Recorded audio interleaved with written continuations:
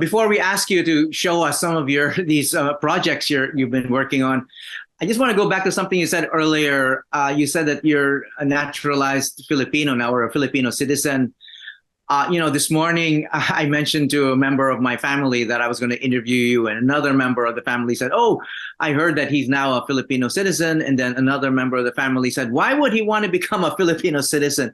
In other words, this attitude of, he's already an American. Why would he want to go back to being a Filipino? That kind of thing. But my response was, there are legal advantages to being a Filipino citizen and living in the Philippines, but I'm sure there are other reasons why. I mean, in a nutshell, why did you become a naturalized Filipino or a Filipino citizen? You're a dual citizen, right? I mean, both Filipino and American.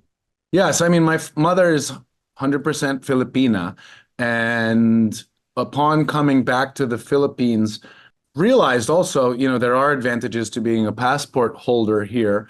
But it was in part a sense of national pride, being able to participate as a citizen in this community, being able to vote, being able to run a 100% Philippine-owned business and use that as a sense of nationalistic pride, saying, we're not, I didn't want to feel or come across as, a neo-colonizer, just coming back here to take advantage of, the Philippines or exploit something in some way. I wanted to really embrace being Filipino and making sure my businesses are registered as a Filipino, making sure that I can participate fully in this democracy and encourage people to do the same. I've been voting ever since I've been able to.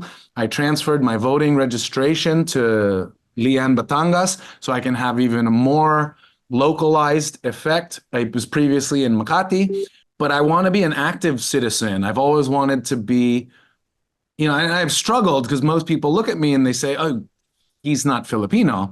And I've actively had to promote myself as a Filipino because I think it's important. And I want that connection to the ground. I've had to learn the language.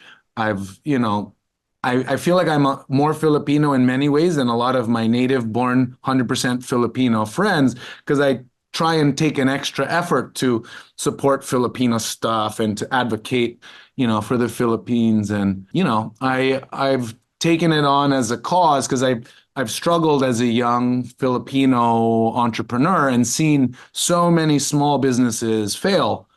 And one of the things that I've wanted to, help promote with my other business, the Philippine Artisan Trade and Batalabar, is to help get Filipino companies and social enterprises, on stable ground and collaborating with other Filipino innovators, designers, business people, product manufacturers, and anything that can be done has been a sense of national pride for me. And I think, as I said, I'm Balik Bryan, and I have terrible jokes like I'm parang itlog ako, puti sa labas pero Pinoy sa loob.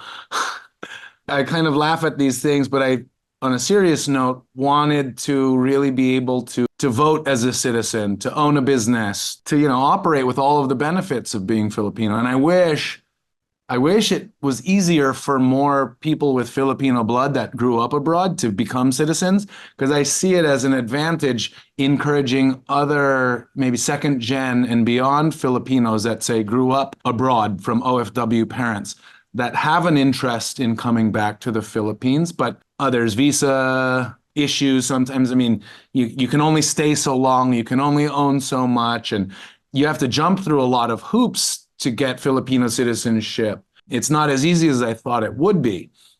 And I think it's discouraging for other younger second-gen Filipinos. So many Filipino Americans want to come back to their motherland and figure out how they can integrate somehow, somewhere.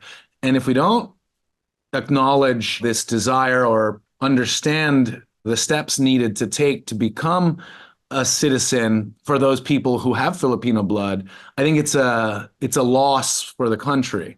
Like, I think all of these people would be able to, it would effectively be kind of hybrid foreign direct investment, and it would stimulate more people with stakes in the Philippines to come and invest. And that would help stimulate and grow the economy, I think, in a meaningful way.